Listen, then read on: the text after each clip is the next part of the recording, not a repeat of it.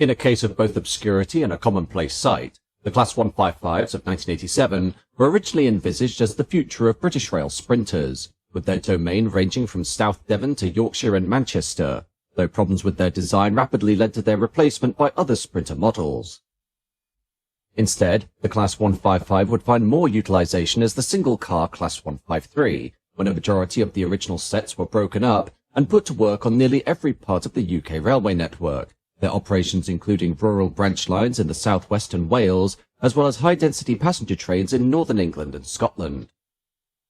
The origins of the Class 155 came from British Rail's need to replace the aging first-generation DMUs of the 1950s and 60s, as well as loco-hauled stock powered by Class 31s, 37s and 47s, with various designs being toyed with to develop a flexible long-distance sprinter unit that would work between major regional centres such as Manchester and Leeds, as well as on quieter routes such as around Devon and Cornwall.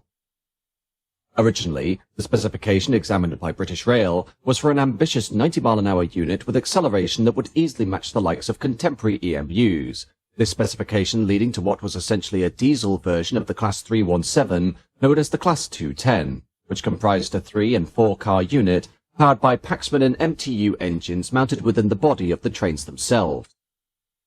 However, the Class 210 proved to be unpopular due to its expensive design and the fact that the power unit was housed inside the body shell itself, thus taking up vital seating space, with British Rail recognising the need to produce a multiple unit assembled from proven components that would possess greater reliability and lower maintenance costs, with an ideal availability rate of 85% at a minimum. By 1983, experiences with the Class 210 had influenced BR planners to favour procuring a new generation of DMUs, but to also adopt a new specification that was somewhat less demanding than before, the result being a reduction of the top speed from 90 to 75 miles an hour, with testing having revealed the higher rate to deliver no perceivable improvement in journey times due to the typically short spacing of stations in normal service. Therefore, the requests for compatibility with other rolling stock were eliminated, although an auto-coupling and auto-connecting functionality was added, while at the same time, good ride quality, a sound level of 90 decibels when at full speed inside the cabin, an operational range of 1,000 miles, and an interval between major overhauls of 5 years or 350,000 miles was also specified. The bid submitted by British Rail Engineering Limited, or BREL, was to create a unit that would be based heavily on the highly successful Class 455 EMU of the southern region, sharing its body and a majority of its running gear, albeit equipped with 2 different powertrains which would be mounted under the floor of the units rather than within the body shell itself as per the Class 210. The resulting Class 150, as unveiled in 1984, proved its worth on short-distance and commuter services, but was considered far too basic for upmarket operations such as the Settle to Carlisle, the Bristol to Plymouth and Penzance route, and high-capacity runs between Cardiff and Crewe via Shrewsbury and Hereford. The fundamental principles of BR's subsequent study was that the carriages could be stretched to provide greater internal volume, and thereby replace the Class 150's 2x3 seating arrangement with a more luxurious 2x2 configuration, which could also be implemented without compromising many of the design benefits initially outlined by the Class 150. Ultimately, British Rail's design teams identified that the stretching of the carriages and reduction in seating density would result in a weight increase but a decreased power-to-weight ratio, though it was determined that the performance of the proposed DMU was only slightly lower than the Class 150, and thus meant it could achieve similar journey times across the intended cross-country routes. Similarly, while there was a slight increase in fuel consumption due to the changes, the envisaged DMU had a lower fuel consumption than locomotive-haul trains and lower maintenance costs, and thus the BR board opted to proceed with developing a detailed specification and issuing it to industry, but required an explicit statement of acceptability of the proven powertrains as per the earlier Class 150 and Class 151 prototype. In 1985, so as to maintain a consistent workload for its staff at the former Leland National Plant at Workington, British Leyland's Trucks and Buses division bid for the contract to build the upcoming DMU, which was to be designated the Class 155, with the Workington plant being perfectly sized to develop the units due to its ability to construct vehicles of similar size as per the Leland Link single-decker bus. The resultant Class 155 comprised a 2-car unit with a length of 75 foot 6 inches, which was 9 foot 10 inches longer than the Class 150s, while each vehicle was powered by an underfloor-mounted Cummins NT855 R5 turbo diesel engine producing 285 horsepower. This power unit driving both axles of the inside end bogie via a Voith hydrokinetic transmission. Concurrent to the Class 155, Metro Camel of Washwood Heath, Birmingham, who had failed to win the original Sprinter design with the Class 151 prototype, developed a more universal design of similar layout to the Class 150 in the form of the Class 156, which incorporated a nose gangway and was of a similar length of 73 foot 5 inches, with construction taking place between Procore Engineering of Wakefield, W.H. Davis of Mansfield, and Standard Wagon of Haywood. Together, the Class 155 and 156 would form what was dubbed the Super Sprinter fleet, though only the Class 156 would officially carry the Super Sprinter branding, the Class 155s, as developed at Workington, adopting a similar construction technique to the more basic Pacer rail buses, using a relatively lightweight body which was mounted on a welded floor assembly and comprised a series of pre-formed panels that were fixed together via the extensive use of Avdol rivets. The body was lined with a somewhat large number of windows, which was said to make the coaches appear unusually long, while despite considerations towards adopting sealed windows to reduce noise levels, the windows were openable for natural ventilation. There was a byproduct of the vehicle's lightweight construction and length. Certain coaches exhibited a slight but visible sag. The first Class 155s entered service during 1987 ahead of the Class 156s, each unit comprising single-leaf plug doors to provide a smooth body side rather than sliding back into the body shell as per the Class 150 and 156, with 7 units being purchased directly from Leland by the West Yorkshire Passenger Transport Executive for metro train services around Leeds and on the Calder Valley service, replacing the original Class 110 units of 1961 for trains between Leeds and Manchester Victoria, the last Class 110s bowing out in 1991. However, the Class 155s proved to have a dangerous habit related to their plug doors, specifically when passing other trains, which would cause them to fly open while travelling at speed, this resulting in the entire fleet being withdrawn overnight, their duties on the Welsh Marches line being given to Class 37 hauled stock, while Class 108s were reintroduced on 155 diagrams in the northwest. The problem of the plug doors would eventually be rectified through the fitting of a modified door brake interlock, which largely alleviated the door opening fault, though other criticisms of the Class 155 design were levelled at their gauging with platform edges, the opening sections of their windows being too high to reach for seated passengers, and their poor seating layout for high-density commuter work. However, further to the plug door concern was the matter of reliability related to the Cummins NT855R5 engines and Voith transmissions, the lack of a prototype unit built by Leland, meaning that these engines were not trialled prior to the production of the mainstream fleet, which led to numerous operational faults that needed to be addressed through recalls by Leland at significant cost and disruption. The rectification program for the Class 155 put Leland into a significant amount of debt, and thus, during 1987, the company accepted a takeover offer by Volvo, though in order to do this, the company fabricated its actual worth by building a number of bus chassis that were marked as sold, when in reality they were stock chassis based on forecast sales that never materialized, thus leading to a controversial management upheaval in the ranks of Leland and the eventual discontinuation of the Leland bus brand. Back with the Class 155, while units were out of service being rectified by Leland, a mixture of first-generation stock and Class 156 units were moved in to cover their diagrams, the Class 156 proving itself to be far more robust than the Class 155, and thus led to this unit seeing a far greater number of examples built, with 114 units constructed between 1987 and 1989.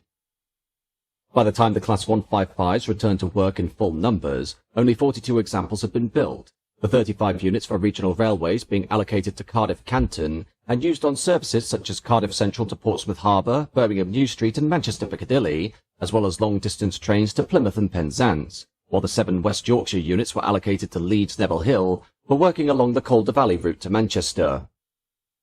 By 1990, however, the arrival of the Class 158 Express Sprinter meant that Class 155s were soon replaced by a superior form of multiple unit for long-distance trains across South Wales, the Borders and the South West, while elsewhere, Class 156s had easily swept up other duties the Class 155s could have been employed on, thus leaving these train sets largely short of work.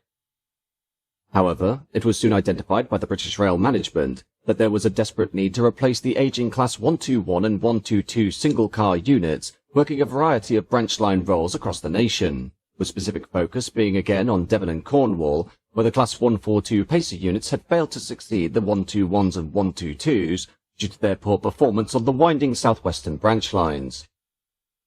Therefore, in 1990, British Rail considered that the now largely non-standard Class 155s should be split into two separate rail cars that could then be converted for use independently, thus creating a fleet of 70 vehicles from the 35 units operated by regional railways themselves, though the West Yorkshire Passenger Transport Executive refused to allow their 7 examples to be converted, as they were a vital part of the Calder Valley service, thus making them the only 155s not to be modified for single-car use. With a contract awarded to Hunslet Barclay at Kilmarnock during 1990, 1991 would see the first Class 155s dispatched for conversion into the Class 153 single-car unit, the conversion involving the retrofitting of a driver's cab into the spaces previously used for luggage racks at the inside end of each vehicle, where each vehicle had previously been coupled back-to-back with its matching opposite in a Class 155 formation. This new cab would be notably smaller than the original, as the position of the exterior doors were not changed during the conversion, and thus it was necessary to reduce the size of the vestibule slightly in order to provide enough space for the driver, while the light cluster arrangement on the Class 153s at the converted end was also different from the original layout at the opposite end of each carriage. With all 35 units converted between 1991 and 1992, the Class 153s were initially allocated to work branch line trains throughout the Midlands, Wales and Northern England, including 15 units dispatched to Heaton on Tyneside, 9 to Cardiff Canton, 10 to Plymouth Lera, 16 to Norwich Crown Point, and 20 to Tyseley in the West Midlands. Going into the privatisation era, ownership of the Class 153s fell into the hands of Angel Trains for 30 units and Porterbrook for the remaining 40 units, who also took on the 7 unconverted Class 155s, initial Class 153 operators including Anglia Railways, Central Trains, First North Western, Northern Spirit and Wales and West, while the Class 155s were exclusive to the Leeds area and operated by Arriva Trains Northern, though they retained their original West Yorkshire PTE Metro train Crimson and Cream livery.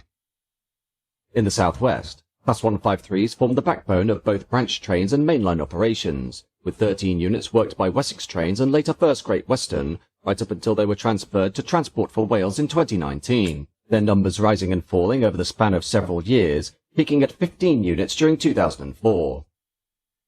In East Anglia, 7 Class 153s were used for local services in Suffolk and Norfolk, including on trains from Ipswich to Cambridge, Peterborough, Felixstowe and Lowestoft, and Norwich to Lowestoft, Great Yarmouth and Cromer, the Class 153s in Anglia continuing in service until their withdrawal by Greater Anglia in 2019 were replaced by Class 755s.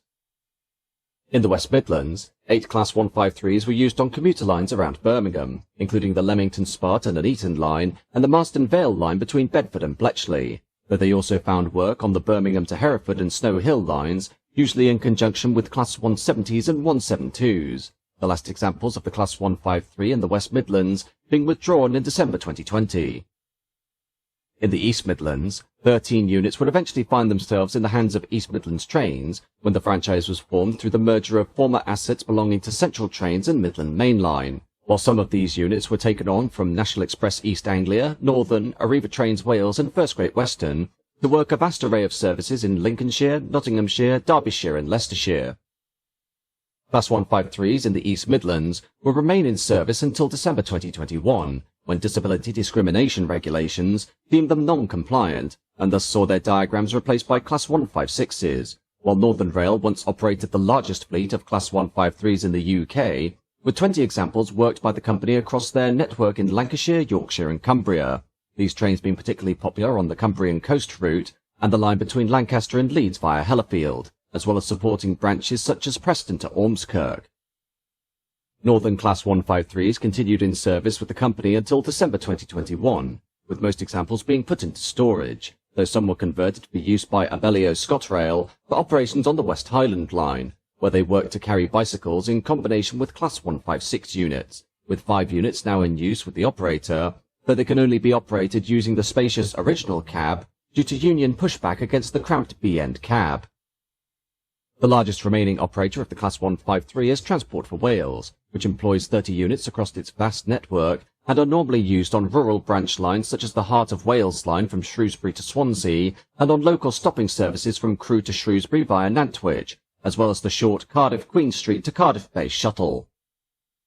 Furthermore, from May 2021, Network Rail procured 3 examples were used as track testing and measurement units out of their headquarters in Derby, the intention being to provide greater coverage than the single Class 150-based 950-001, which is to be withdrawn and scrapped once all Class 153s are available to cover its diagrams.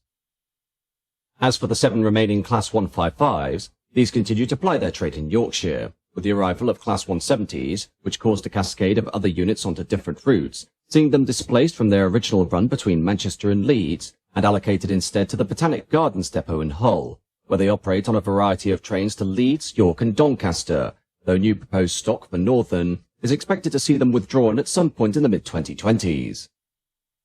In the end, the Class 155s proved to have a very poor entry into service due to their pervasive door and engine problems, thus meaning that they were never able to prove themselves in the same vein as the rival Class 156s when operating in their original 2-car guise, though conversion to Class 153 meant they were able to obtain a new life serving vast swathes of the nation, ranging from the far south to the far north in Scotland. Today, while Class 153s continue to see regular service in Wales and Scotland, the Class 155s are indeed a rarity and a quirk of the Yorkshire commuter scene, the last reminder of Leland's attempted entry into the rail market that had started with the Pacer units, but ultimately ended with the 155s, when the high cost of remediation work on the units led the once proud bus builder to its own demise.